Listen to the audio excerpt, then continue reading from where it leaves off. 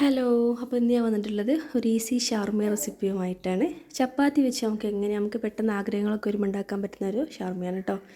അപ്പം അതിന് വേണ്ടിയിട്ട് കാബേജ്, കക്കരിക്ക, ഉള്ളി, തക്കാളി ഇതൊക്കെ ചെറുതായിട്ട് അരിഞ്ഞ് വെക്കുക.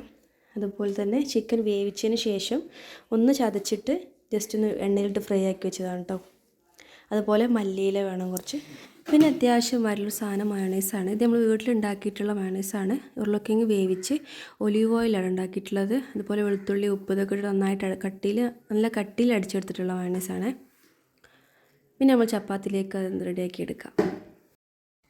അപ്പോൾ ഇതാ നമ്മൾ ചപ്പാത്തി എടുത്തിട്ട് അതിലേക്ക് മയോണൈസ് നന്നായിട്ട് വെച്ച് കൊടുക്കുകയാണ്. മയോണൈസ് നിങ്ങൾക്ക് ഇഷ്ടത്തിന് എടുക്കാം കേട്ടോ.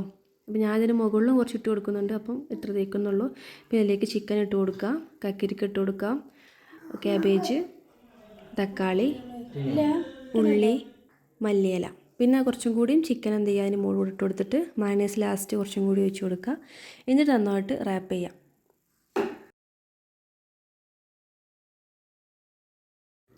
അപ്പോൾ ഇതാ നല്ല അടിപൊളി ഷവർമ ഇവിടെ റെഡി ആയിട്ടുണ്ട്. നമുക്ക് പെട്ടെന്ന് ആഗ്രഹങ്ങളൊക്കെ തോന്നുമ്പോൾ ഉണ്ടാക്കാൻ പറ്റിയ അടിപൊളി ഷവർമയാണ്. കഴിക്കാൻ നല്ല ടേസ്റ്റാണ് കേട്ടോ. അപ്പോൾ എല്ലാവരും ട്രൈ ചെയ്ത് നോക്കുക, അഭിപ്രായങ്ങളൊക്കെ അറിയിക്കുക, ലൈക്ക് ചെയ്യുക, ഷെയർ ചെയ്യുക, സബ്സ്ക്രൈബ് ചെയ്യുക. താങ്ക്